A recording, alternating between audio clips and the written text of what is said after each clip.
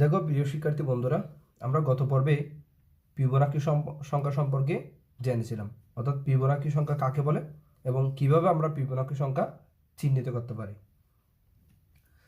আমরা এই পর্বে জানব স্বাভাবিক ক্রমিক সংখ্যার যোগফল নির্ণয়ের সূত্রটা এবং বেশ কিছু উদাহরণ আমরা দেখব। অর্থাৎ স্বাভাবিক ক্রমিক সংখ্যার যোগফল নির্ণয়ের সূত্রটাও দেখব এবং কিভাবে সূত্রটা কাজে লাগিয়ে যোগফল বের করতে হয় সে সম্পর্কে আমরা একটু দেখে আসব।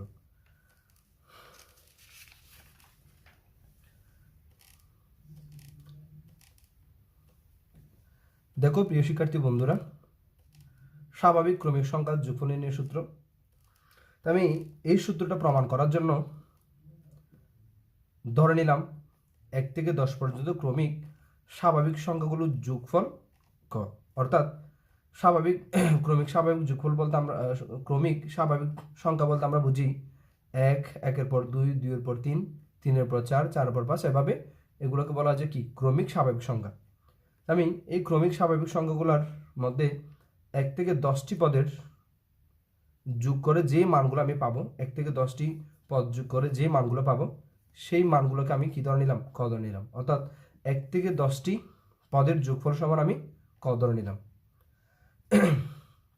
তাহলে দেখো 1 থেকে 10টি পদের মধ্যে আমার প্রথম পদ হচ্ছে 1, দ্বিতীয় পদ 2, এভাবে করে করে শেষ পদ হচ্ছে আমার 10।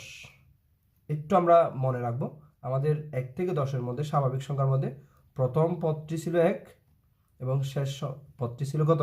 10। তো এটা একটা সিম্পল বিষয়। তারপরে কেন মনে রাখতে বলছি আমরা একটু পরেই আসলে এই জিনিসগুলো আবার আলোচনা করব। এবার দেখো এই পদগুলোকে আমি একটু উল্টা থেকে আবার সাজালাম। দেখো 10, 9, 8, 7, 6, 5, 4, 3, 2, 1, এভাবে আমি আবার 10টি পদ কি করলাম? যোগ করলাম। তাহলে এই 10টি পদের যোগফল যদি ক হয়, এই 10টি পদের যোগফলও কি হবে? ক হবে। জাস্ট আমাদের মানগুলো একটু উল্টা করে লিখলাম। কেন লিখলাম? আমাদের প্রমাণের সুবিধার্থে। এবার দেখো আমি যদি 1 এবং 10 যোগ করি তাহলে আমার যোগফল হবে কত? 11। 2 এবং 9 যোগ করলে তাও 11। 3 এবং 8 যোগ করলে তাও 11। এভাবে করে করে দেখো 10 এবং 1 যোগ করলেও 11, 9 এবং 2 যোগ করলে 11। অর্থাৎ প্রত্যেকটি জোড়া আমার যোগ করলে কি হবে? 11 হবে। তাহলে দেখো এই একটা জোড়া, দুটি জোড়া, 3টি, 4টি, 5টি, 6টি, 7টি, 8টি, 9টি, 10টি। অর্থাৎ 10টি সংখ্যার জন্য আমি উল্টা করে সাজালে 10টি জোড়া পাচ্ছি এবং প্রত্যেকটা জোড়ার ভ্যালু কত? 11। তো আমি এখান থেকে লিখতে পারি, দেখো 1 এবং 10 যোগ করলে হবে যে আমার এরকম 1 যোগ 10 যোগ দেখো 2 এবং 9 যোগ 2 যোগ 9 প্লাস এভাবে 3 যোগ 8, 4 যোগ 5। ধরো আমি এই বেলগুলো এখানে মাঝখানে লিখলাম। তো আমি শেষে দুটো পদ আবার একটু দেখাচ্ছি। দেখো মাঝখানের এই পদগুলো মনে করো মাঝখানে আবার আছে। 9 যোগ 2 সমান কত? 9 যোগ 2 যোগ 10 যোগ 1। এবার প্রিয় শিক্ষার্থী বন্ধুরা লক্ষ্য করো, ক যোগ ক সমান 2ক, আর এই প্রত্যেকটা পদ যোগ করলাম এভাবে 1 যোগ 10, 2 যোগ 9, অর্থাৎ মোট 11 করে আমি 10টি পদ পাবো। তো আমি বোঝার সুবিধার্থে জাস্ট 2-একটা পদ দেখালাম। এই যে পদগুলো আমরা দেখাই নাই সেই পদগুলো আমাদের ধরে নিতে হবে। প্রত্যেকটা পদ যোগ করলে আসলে কত আসবে? 11 আসবে। তো আমি দেখো এই পদগুলোকে আর একটু এভাবে সাজিয়ে লিখতে পারি কিনা। 1 যোগ 10, দেখো 2 যোগ 9 সমান কত? 11 না? এই 11 সংখ্যাটাকে আমি এভাবে লিখতে পারি কিনা দেখো তো। 1 যোগ 10, এই যে 1 যোগ 10 লিখা যায়। তো এভাবে আমি প্রত্যেকটা, অর্থাৎ এখানে 10টা জোড়া আছে না, 10টা জোড়ার মধ্যে প্রত্যেকটা জোড়ার মান যেহেতু 11 এবং প্রত্যেকটা জোড়াকে আমি এভাবে কি লিখতে পারি, এই যে 1 যোগ 10 ডট ডট ডট 1 যোগ 10। এবার তোমাদের মনে প্রশ্ন হতে পারে, স্যার প্রত্যেকটা জোড়া যদি 10 হয়, প্রত্যেকটা জোড়া যদি 11 হয়, তাহলে আপনি 1 যোগ 10 কেন লিখলেন? সরাসরি 11ই বা কেন লিখলেন না? আমাদের মনে রাখতে হবে আমরা একটা সূত্র প্রতিপাদন করতেছি, একটা সূত্র কীভাবে আসে সেটা দেখতেছি। তো এটা একটা আসলে কৌশল আর কি। তাহলে দেখো আমরা শেষের দিকে বুঝে যাবো আসলে কেন এরকম করতেছি। তাহলে 1 যোগ 10 আগে আমাদের কয়টি পদ থাকবে? 10টি না? তো আমি আর একটু সংক্ষেপে লিখতে পারি না, দেখো তো 1 যোগ 10 এরকম পদ আসবে আমার কয়টি? 10টি। তাহলে গুণন 10। তাহলে প্রত্যেকটা পদ সংক্ষেপে আমরা কি লিখতে পারি? অর্থাৎ 10টি পদ আমার এরকম গুণাক। আছে যোগ আকারে, তাহলে আমি 10 দ্বারা গুণ করলে ওই প্রত্যেকটা পদের ভ্যালু কি পাবো, পেয়ে যাবো। তাহলে এবার দেখো এখান থেকে আমরা ক এর মান বের করব। ক সমান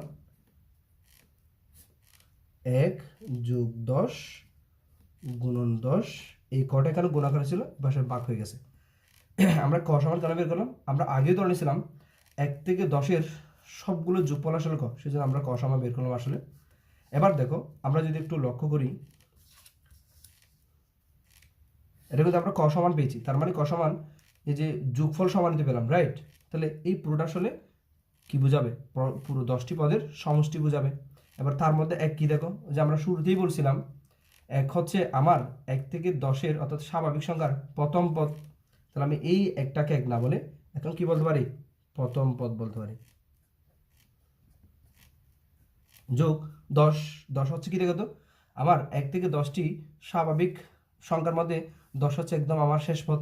তাহলে আমি 10কে এবার কি বলতে পারি, এই 10কে শেষ পদ বলতে পারি।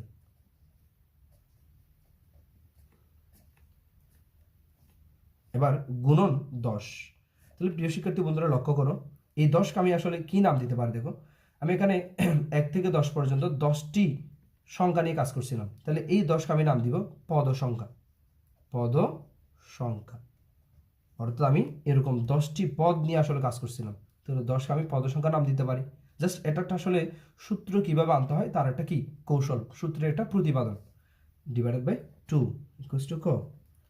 এখন প্রিয় শিক্ষার্থী বন্ধুরা আমরা যে ক সমান যে একটা ফিগার পেলাম, এটাকে আমরা কি বলতে পারি, এটাকে কি বলতে পারি, এই যে স্বাভাবিক ক্রমিক সংখ্যার যোগফলের সূত্র বলতে পারি। এই সূত্রটা দিয়ে আমরা হচ্ছে যে কোনো স্বাভাবিক সংখ্যার যোগফল কি করতে পারবো, সমষ্টি নির্ণয় করতে পারবো। এখানে আমরা 10টি পদের জন্য ক ধরছিলাম না, তো আমরা এই সূত্রটা দিয়ে আগে একটু টেস্ট করে দেখব এই 10টি পদের যোগফল আসলে এই সূত্র দিয়ে আসে কিনা। আমরা প্রথমত ক্যালকুলেটর দিয়ে এই যোগফলগুলো করব, দেন সূত্র দিয়ে দেখব, তাহলে দেখব যে আসলে সূত্রটা হয়েছে কিনা। তাহলে দেখো আমি তোমাদের প্রথমত যেটা করব, ক্যালকুলেটর সাহায্যে আসলে দেখাবো এই প্রথম 10টি পদ যোগ করলে কত আসে, তারপর